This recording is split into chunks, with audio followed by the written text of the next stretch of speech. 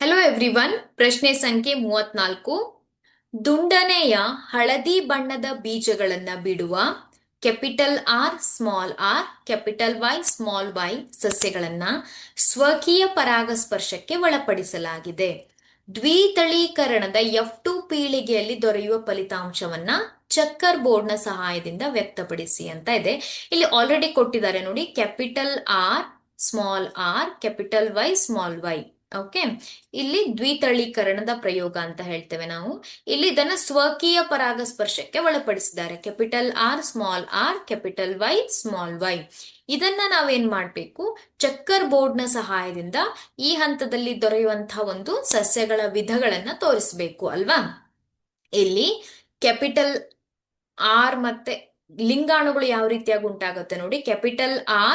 Capital Y ಒಂದು ಲಿಂಗಾಣು, capital R small y, ಹಾಗೆ small r capital Y small r ಅಲ್ವಾ. So ಇದು ಈ ಒಂದು ಸಸ್ಯಗಳಲ್ಲಿ ಬಿಡುಗಡೆ ಉಂಟಾಗುವಂತ ಒಂದು ಲಿಂಗಾಣುಗಳು, ಈ ವಿಧದ ಲಿಂಗಾಣುಗಳು ಉಂಟಾಗತ್ತೆ. ಹಾಗೆ ಈ ಸಸ್ಯದಲ್ಲೂ ಕೂಡ ಈ 4 ವಿಧದ ಲಿಂಗಾಣುಗಳು ಉಂಟಾಗತ್ತೆ. ಹಾಗಾದ್ರೆ ಯಾವ ಒಂದು ವಿಧದ ಸಸ್ಯಗಳು ಉಂಟಾಗತ್ತೆ ಅನ್ನೋದನ್ನ ನಾವು ಚೆಕ್ಕರ್ ಬೋರ್ಡ್ನ ಸಹಾಯದಿಂದ ನೋಡೋಣ.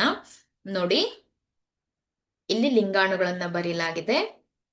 Capital R capital R small r ಅಲ್ವಾ. ಇದನ್ನ ನೀವು ಮೊದಲನೇ ಹಂತದಲ್ಲಿ ಏನ್ ಮಾಡ್ಬೇಕು, ಆಡ್ ಮಾಡಿ ಬರಿಬೇಕು. ಇಲ್ಲಿ ನೋಡಿ, ಕ್ಯಾಪಿಟಲ್ R ಕ್ಯಾಪಿಟಲ್ Y ಅಲ್ವಾ. ಇಲ್ಲಿ ಸ್ಮಾಲ್ y ಇದೆ, ಅದರಿಂದ ಇಲ್ಲೂ ಕೂಡ ಸ್ಮಾಲ್ y ಬಂದಿದೆ.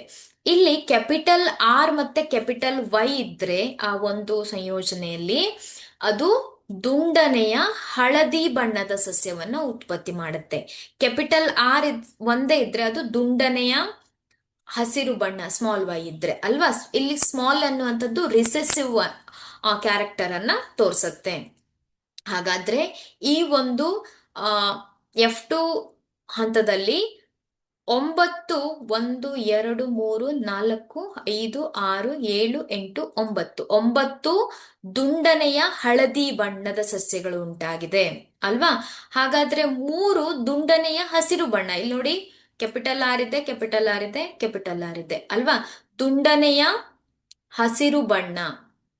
ಹಾಗೆ 3 ಸುಕ್ಕಾದ ಹಳದಿ ಬಣ್ಣ, ಇಲ್ಲಿ ನೋಡಿ, ಸುಕ್ಕಾದ ಸ್ಮಾಲ್ r ಇದೆ ಅಲ್ವಾ, 1, 2 ಸುಕ್ಕಾದ ಹಳದಿ ಬಣ್ಣ ಎಷ್ಟು, 3. ಹಾಗೆ ಸುಕ್ಕಾದ ಹಸಿರು ಬಣ್ಣ ಎಷ್ಟು, 1.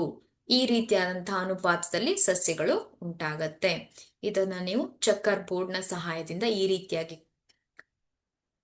ಬರಿಬೇಕಾಗತ್ತೆ. Thank you.